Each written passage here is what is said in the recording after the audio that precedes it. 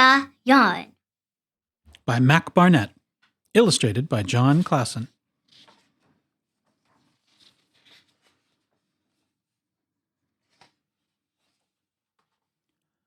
On a cold afternoon in a cold little town, where everywhere you looked was either the white of snow or the black of soot from chimneys, Annabelle found a box filled with yarn of every color.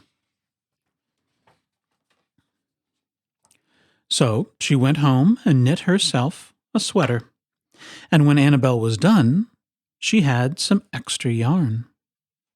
So she knit a sweater for Mars, too. But there was still extra yarn. And when Annabelle and Mars went for a walk, Nate pointed and laughed and said, "You two look ridiculous."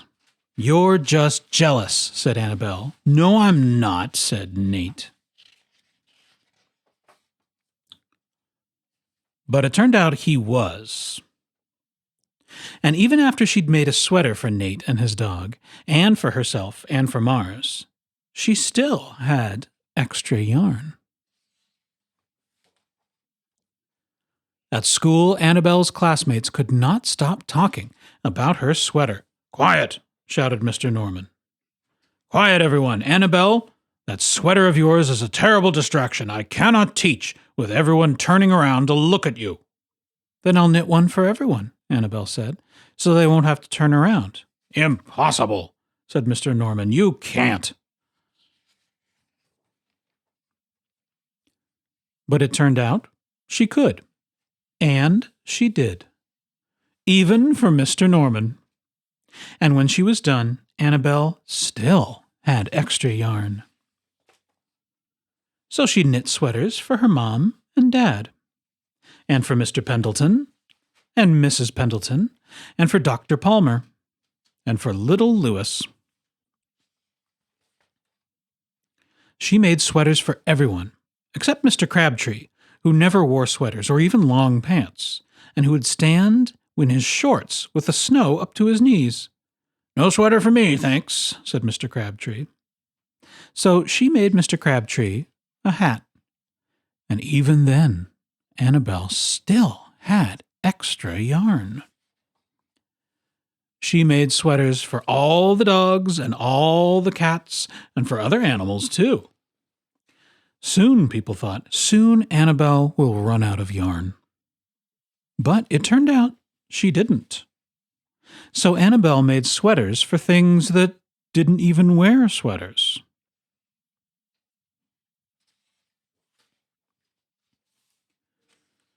Things began to change in that little town.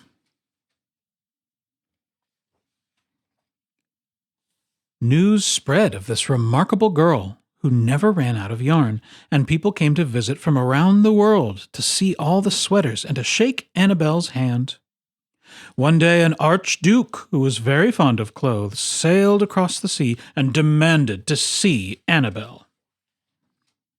"Little girl," said the archduke, "I would like to buy that miraculous box of yarn, and I am willing to offer you $1 million. "No, thank you," said Annabelle, who was knitting a sweater for a pickup truck. The archduke's mustache twitched. $2 million, he said. Annabelle shook her head. "No, thanks." $10 million, shouted the archduke. "Take it or leave it." "Leave it," said Annabelle. "I won't sell the yarn." And she didn't.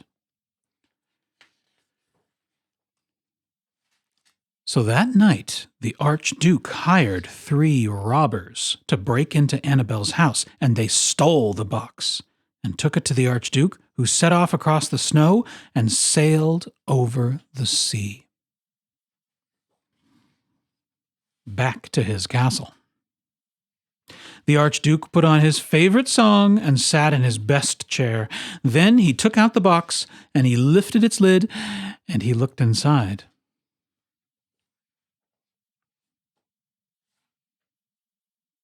His mustache quivered. It shivered. It trembled.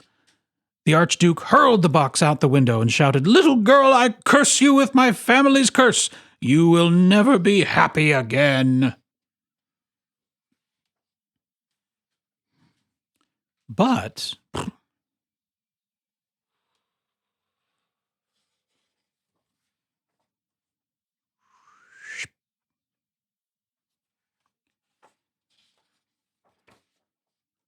it turned out she was.